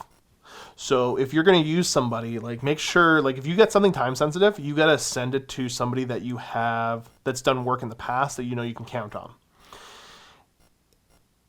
Because you got to build a relationship. It's not the simple. It's not like the go to the store kind of I'm going to go to the store and buy a pack of gum sort of relationship you have with that person that's providing that service. Right. You got to you have to work together on this stuff. It really is that working with an artist kind of thing, and you got to build that relationship with them and so that both you can understand what they're able to provide, but also the artist is able to understand what you want. Right. Now, you got to be a good communicator, too. So you got to be very clear on... So when you're working with somebody for the first time, I always say the best thing to do is a very small project to start. And so my starting place for a lot of the guys I use for commissions was, hey, this is what I'm thinking about getting worked on. Can you do me a couple test models? And you have to be willing to pay for test models. And if you're not, you shouldn't get stuff commission painted. So... the idea is get them to do some test models, and that way you're paying for them, and you're paying for whatever work they do to alter it. Mm-hmm. And once you've got it down to this is what I want, then you have to have the discussion of, okay, let's do a squad of 5 of them, or let's do a batch of them. How long is that going to take for me to get it back, and what are you going to charge? Because at that point, they should have been able to figure out the manpower hours it took to do that model and give you a quote. Maybe not the final price, but a quote. Estimate. I should be able to get it done within this time frame for this much money for that. Cool. That's the next step. And then, obviously good communication back and forth through there. Now, as far as decent prices, the thing is that you'll see a lot of people, and a lot of the commission people are super cutthroat with each other, which I don't love. So you'll have some people, and I'll ask a commission student, let's say, what's it take to, what's your cost per model for one of these, whatever it is in this scheme? And he might say $25 a model. And then you go to another commission guy, and he goes, I could do that for $20 a model. Okay. The next thing you got to figure out is does that include alterations and touch-ups? Because, if somebody's painting something for you and everything goes absolutely perfect and they don't have to fix or touch up or change anything because you've changed your mind or didn't communicate well enough what you want, is that cooked into the price or not? Because I got some guys where it's once I've used them a bunch and I'm like, cool, I'm expanding my armies. Like the FK guys, if I send my stuff towards them, they know what I want, the style I want, and how to do it. So they can say, it's going to cost this much. You might have other people give you a higher quote, and that's kind of also alterations and all that. So you taking that into account, right? Right. So that's the thing is any kind of changes, like if I want you to change some stuff, like actually, you know what, like the eyes, I don't like being red, I want them green instead. Are you charging me for that or not? Mm-hmm. You know, is that going to cost me money or not? Or have you already factored that into the cost of the initial quote? So that's an important thing to do. And make sure you're just straight up and honest. Like, I don't think anybody gains anything by trying to hide anything from each other, whether it's prices or budget or anything like that. people do it all the time though, because people will kind of try to nickel and dime somebody on, wow, you know, you're sure you don't want to charge this much? I think that's kind of high for this. If it doesn't work, it doesn't work. You know, I've had discussions in the past with a lot of my guys that I use, because for whatever reason I'm possessive of them. I do the basing myself. Mm-hmm. And a lot of them I build the stuff myself, because they're like, we don't like building, we don't like basing. Those are the only two things I like. I hate painting. So I usually get a better deal per model, because they're like, oh yeah, these are the parts of the job we don't like to do. Mm-hmm. So cool, the price changes. So you might be able to develop that kind of a relationship with somebody else. I think it's very important, especially with somebody doing commission work, that you make sure that they are keeping track of the colors they use and they know how to reproduce that, and that you're also getting that information in case you decide to expand on the army, not through them for whatever reason. Maybe they get sick, maybe they're not doing it anymore. You want to be able to duplicate the work. Right, they now have a full-time job, or, you know, they've transitioned out of it, whatever. So, like, I'll use Trevor from Ink and Bristle as a good example, because I've used him recently for a lot of stuff, is that I, you know, went to him for the Scions, and I'm like, hey, yeah, you painted for these for me, like, years ago. I want to expand on them. He's like, cool, let me go check my Google Docs or whatever. I got the recipe there. That is what you want to hear. Super handy. And that was nice, because now I've gotten more of the habit of when somebody does work for me, I'm like, hey, let me know the recipe on how you did it. Not so I can duplicate it myself. It's just if something were ever to happen, I need to be able to get more. Yeah, and it's a lot easier to get that information now than trying to contact somebody else to get them painted, and you're like, okay, I got to go talk to, okay, hey, you 2 years ago, what did you do? Yeah, what colors did you use? You know, like, so you gotta have these kind of conversations with them, and have these conversations before you commit to some kind of giant project, because you're gonna end up getting disappointed with it. I like to use local guys whenever I can, as it's just access is easier, because there's nothing worse than, like, they send you pictures of a test model and then you get it in hand after you get the whole army done. I think we've all experienced the photo versus real life model difference for both sides of it. Sometimes the photo looks better, sometimes the photo looks worse, and it's just the lighting and the image quality and all of that is too much of a factor when it's something this small and detailed. Yeah, so, like, talking about some of the guys that I've used locally, like my buddy Dan from Russian Gaming, Ben Bradbury, that's done a lot of work for MiniWarGaming, as well as, like, my Knights, because Dan started the Knights, the first couple of them, and then Ben did the more recent set of them. And then Trevor from Ink and Bristle, and the guys from FK Paint Studios. I've used them enough now, and they know my expectations, what I like, that if I get a photo from them, cool, I know what's being represented. But to do that for the first time, so local is really nice. Obviously, the bigger companies you go with, the safer you are as far as not getting, like, scammed or things like that. Yeah, if you have to get to the point of suing somebody, it's a lot easier to do it. Yep. And I mean, like, they've got the experience. So you've got people. Sometimes people get overwhelmed. Like, there's been commission guys I've worked with in the past that they're like, hey, yeah, I realize, like, I'm super overwhelmed. This isn't for me, man. Like, this isn't my thing anymore. Or maybe, you know, I'm gonna go ahead and embarrass myself, but I want to give him a shout out at the same time. Buffalo dude, what's his name? Why can't I remember his name? Oh, Jordan. Jordan. I kept wanting to call him Jeremy, and I'm like, I know it's not Jeremy. So Jordan, like, if I want really nice characters done, I'll talk to Jordan, because he's really good at that. But then if I want whole armies done, I'm going to talk to the FK guys instead.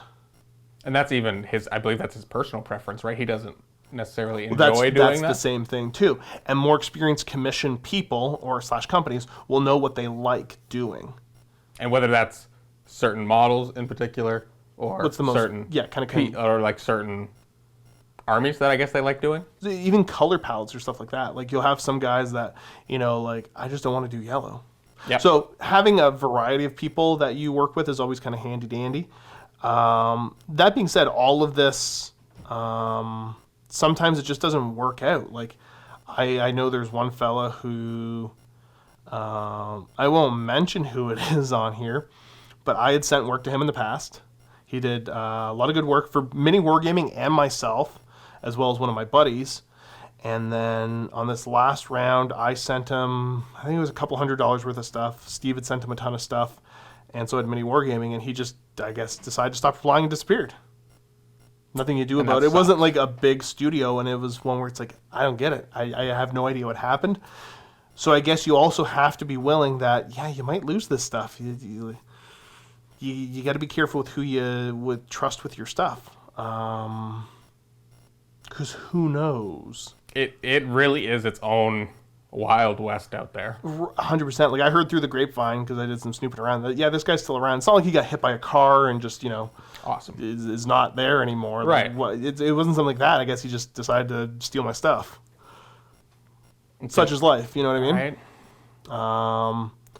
But yeah, that's kind of, I guess, what I can say about the painting service stuff is that find somebody that likes doing the style of work that you want for a price you're happy with, but you got to make sure they're good at communicating, because that's the cornerstone to running an effective business in that sense. Don't find the best painter. Find the person that can provide the service you need. I think that's huge. That variation there. Yeah. But that's it. I think that's all. That was a long boy. Yeah, we're terribly over time. Cullen's awful at this. All he does is ramble. But, To be honest, I really gotta go pee. well, we'll try to make this quick then. So thank you so much for everybody that left questions and that tuned in. Remember, next week is Luka, so you must summon him in the comment section. Luka, Luka, Luka. Mr. The Dice. Leave questions for him, and he'll answer them. Maybe. Hopefully. I guess so. Other than that, keep being awesome, and as always, happy wargaming.